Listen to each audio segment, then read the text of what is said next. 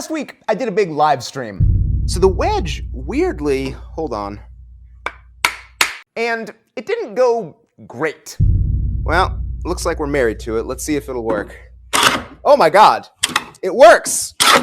Well, it went okay. I am trying to back it off a little, and I don't want to hit, usually I would hit here, but I'm not going to hit there with a claw hammer on this doorknob, I guess. I broke this plane straight in half. There's no other way to say it. Want to see? No, it's okay. We're going to do it. Yep, totally just broke the plane straight in half. Yep, that actually happened.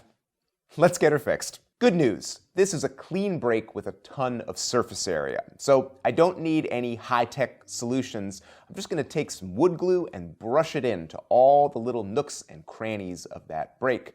Then I can push the halves of the plane together. They join pretty seamlessly, and put on a little bit of pressure from a clamp, making sure I wipe off all my glue and not have any messy squeeze out when the plane dries.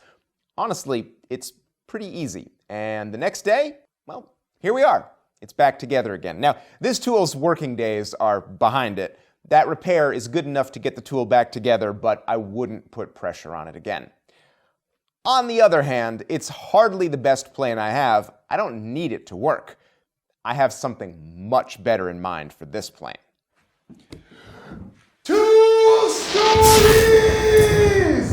This is the weirdest plane I have ever had in my shop, and not just because it has a bunch of metal moons and stars nailed to it. There's a lot of other weird details here, including a nameplate right here in copper that says Pat Hennessy, Peyton or Paytone, Illinois, 1932. Now, was Pat the one who actually made this tool? I'm not sure, but I don't think so. I think it was actually made by somebody else. We'll get to that in a minute. First, let's go over the particulars. This is a triplane. It's 21 inches long and similar to a Stanley No. 7. This would have been used for shooting the edges of boards and flattening large surfaces like tabletops. The length tells you that, and also the closed rear tote. This was a classic detail on triplanes and jointer planes. Obviously, this thing was user-made, and if I'm honest, it's not super well made. The construction of this plane is crude. I respect the maker's ingenuity, but a lot of things here were not done very well. Now, I know you're thinking, hold on, this is a user-made plane. How good could it possibly be? And the answer is, it could be very good. I have another user-made plane right here. It's unsigned and obviously handmade, so almost certainly not made by a professional, made by a furniture maker or a cabinet maker. And everything about this plane is cleaner, crisper, more graceful, just better all around. This tool wasn't made by a professional plane maker, but it was made by a professional. This one over here was made by, well, an enthusiastic amateur, a country carpenter, somebody who made furniture on the side, maybe a handyman. Clearly, somebody who had used planes a bunch in his professional life and really understood the way they were supposed to work, but probably somebody who didn't have a plane to copy or something to use for reference. One thing that we can look at is this rear tote. Now, it's perfectly comfortable. He obviously made it to fit his hand, and it fits my hand pretty well too, but it's, well, ugly, and it looks bad. If you look at the tote on this other plane, also handmade, it's graceful and nice. It sits closer to the iron, and it's actually even more comfortable, even though it's smaller. We can also tell that he was not exactly a professional from the layout marks that are still on the side of the plane. It's actually super common for plane makers to lay out the angles of the bed and the escapement and everything else on the outside of the plane. It helps a lot when you're mortising out the inside. These marks are actually well laid out, and he followed them very carefully, except for the escapement. Right here, where the chips come out, you can see the original line is like 3/4 of an inch closer to the blade than what he ended up with. And what he's got here is correct. So clearly, he marked it out for one thing, chopped it out, realized that was way too small, and just chopped it out way further. That's the sort of thing that happens when you have a general idea of what you're doing, but you're not super clear on the specifics and you don't have something to copy. Another odd detail on this plane is the wedge. Well, it's wrong. There's just no other way to say it. Now, the top of the wedge right here is exactly like you would expect. It's got a nice chamfer all the way around on 3 sides. So when it's laying in the plane against the iron like this, all the surfaces that you might strike have a chamfer around them. So when you hit them with the hammer, you're not going to split out anywhere around here. That's good. Then it's got another detail that's also good, which is a little ramp cut on the bottom right here. And that's important because as shavings come up over the cap iron, they're going to hit the bottom of the wedge, and you want those shavings to travel up smoothly. This is a thoughtful detail from somebody who really understands how planes function. The problem with these two details is they're on opposite sides of the wedge, and they really need to be on the same side in order for them to work properly. So if I have the wedge in the plane like this, then the chamfers are in the correct places. Anywhere that I'm going to hit it, I'm not going to split anything out. But now that little ramp detail on the bottom is on the wrong end. So shavings that come up are going to jam underneath. And then if I flip it over so that the ramp is on the right side, well, now I have this exposed sharp edge right here where if I hit it, I'm going to splinter it. And you can tell that happened several times. This back edge is quite splintery. So this wedge was made by somebody who understood the basics of plane making but didn't understand them well enough to get all the parts where they were supposed to go. And I almost forgot to mention, I bought this plane from my new platform, Tool Trader. It's the place where woodworkers buy and sell used and vintage woodworking tools to other woodworkers. And we just created a brand new category on Tool Trader called Christmas for Beginners. And the sellers on the platform have stocked it up with planes, saws, and chisels that are either ready to go or very close to being ready to go. Maybe things that need a slight restoration, but good deals on all of it and shipping quickly. You'll find the people on Tool Trader are friendly, knowledgeable, and like I said, they're woodworkers. So when you ask them questions, they'll actually know the answers. You can go to tooltrader.net and check out that Christmas for Beginners category right there on the homepage. Look at all of our other tools. You can buy stuff and check out without even becoming a member, although we hope you do. Sign up to join Tool Trader, and you can also apply to be a seller. Turn those tools you don't use anymore into cash and get all sorts of good deals that you can fill up your shop with. I bought this plane for $40. $40 for this. It was a screaming deal, even though I broke it, which does bring us to the question, why did I break it? Because it's made of softwood. No, seriously, this plane is made out of construction lumber, and it's easy to see. As soon as we flip it over, you can see that telltale softwood grain that so many of us recognize from our early days of woodworking with the Home Depot 2x4s. This thing is made out of either western red cedar or maybe Doug fir. You can see from the way that it split and crumbled here around the mouth, that's a classic sign of softwood, and I can dent it with my fingernail, so it's really soft. Now, what's weird about this, well, okay, another thing that's weird about this is that it doesn't look like softwood, does it?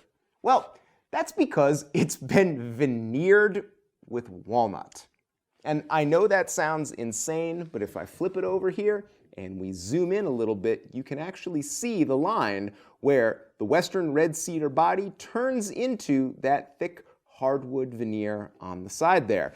This is just super bizarre because hardwood veneers like walnut are typically super expensive, and they're not a way you usually make a plane. Softwood planes, not unheard of. In fact, I have another one right here.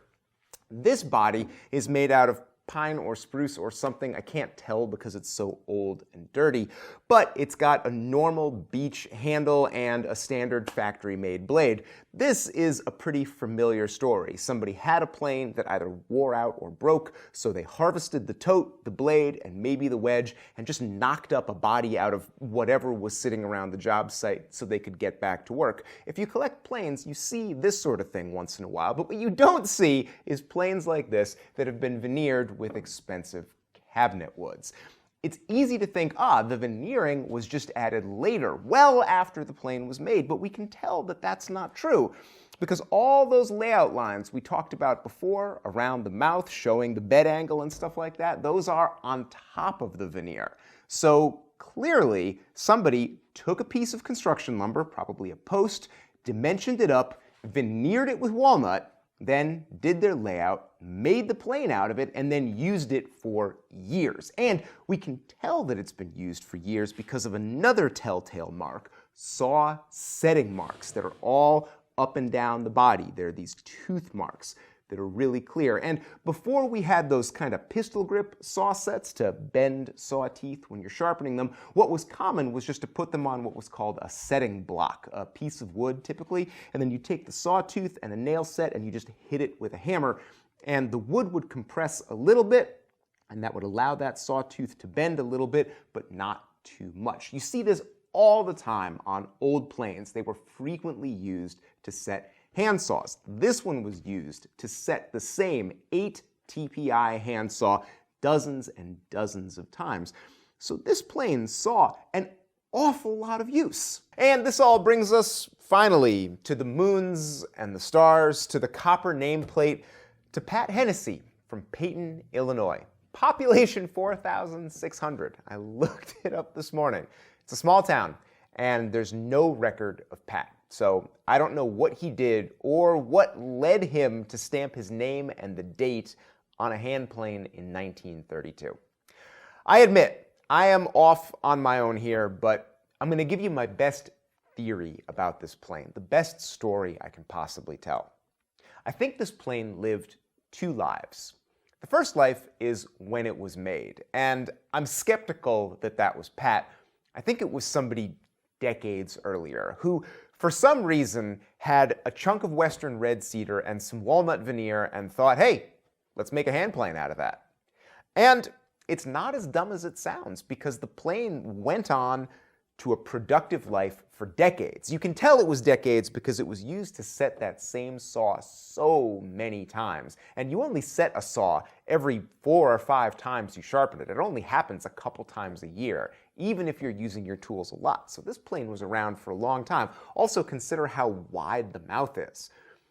That only happens after a tool has been used for a long time. So I think this thing saw a lot of life, maybe got kind of discarded, probably lost its iron, and ended up in somebody's back room in the barn someplace. And Pat, I think, found it and decided to bring it back to life. He saw that it was user-made. He saw the cool handle made out of walnut with a big knot in it, and he just thought it was great, and he thought he should bring it back to life again. And Pat obviously just had a flair for the artistic. He was clearly also an amateur metal worker, all-around handy person, a maker. And so he covered it with moons and stars and put his nameplate on there. Front knob is actually a doorknob. It's the same style we have in my house that was made in 1920. Super comfortable, actually. It makes a really great front knob. You might think that Pat only did this to sit it up on the shelf and use it as a piece of decor, but I think not, because the moons and stars are on both sides. We can also tell that the moons and stars were added after the plane had a long working life, because all of those saw setting marks are underneath the moons and stars. So I think 1932, the date on this plate, I think it's not the date that the date that the plane was born. I think it's the date that the plane was reborn as art. And Pat must have been a flamboyant figure on the job site with his moons and stars hand plane. I bet the other guys got a real kick out of that. Or maybe he was just a local knockaround guy, a Mr. Fix-It who could come by and fix that sticky door. And if he was a little bit eccentric, well, who cares, really?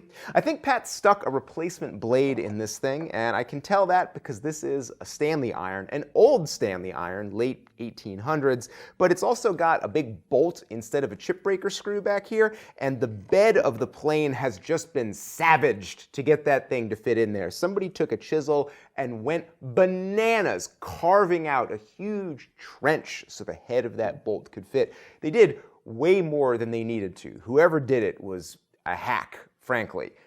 maybe it was Pat, maybe it was somebody else. It's kind of a miracle the plane still works, but there's enough of the original bed that you can tell that whoever made this plane in the first place knew what they were doing and got a smooth, flat surface for the original iron to rest on. And then somebody came in behind them and just carved it up like somebody from a slasher movie. And then I think that Pat probably continued to use this plane for decades more. The plane still worked when I got it. I took one shaving with it before I smashed it too hard with a hammer and broke it. The plane should have survived that treatment. Like, I have a lot of wooden planes. I use them day to day, and I hit them pretty hard when the iron is stuck, and they're fine. This plane wasn't fine because of the way that it was made, and I guess I was too aggressive. I mean, my fault. It's still a fascinating plane. I've had to do a lot of speculation to come up with a story here, but regardless, at least it's a good story. A plane that was made by one person, taken up by another, turned into an art project, and used and used and used until finally it landed here and somebody made a video about it. Whoever made this plane, and Pat, who decorated it, I'm sure they never imagined somebody was going to make a little movie about it. Who would make a movie about a hand plane? That's absurd. But here we are. It's 2024, almost 2025, and the world is stranger than we ever could have imagined just a little while ago. And stuff like this just makes it more delightful. Hey, and before you go, we are closing out the year with a plan sale. All of our plans are 50% off, so you can build a workbench, another workbench, some pieces of furniture, some tools for your shop, yet another workbench. And all of those projects are going to be 50% off from now until the end of December. Plan sales are a super important part of what keep the lights on around here. This is an unsponsored channel. We don't read ads, we don't take sponsorship money, and plans are a big part of our income. You can also become a patron. Patrons get all of our plans for free all the time, and it's a great deal for only $5 a month. So you can check out that plan sale at rexkrueger.com/store or check out Patreon at patreon.com/rexkrueger. And this is our final video of 2024. It's been a great year filled with exciting projects and new tool releases, and we've had a ton of fun. We super appreciate you coming along for the ride and following us as we chase all sorts of different woodworking related topics. We're going to be back in January with a whole new year full of projects and videos and history and forensics and time wasting. We all like to waste some time. We hope you'll join us. Hit that subscribe button before you go, and we'll see you in 2025. Thanks for watching.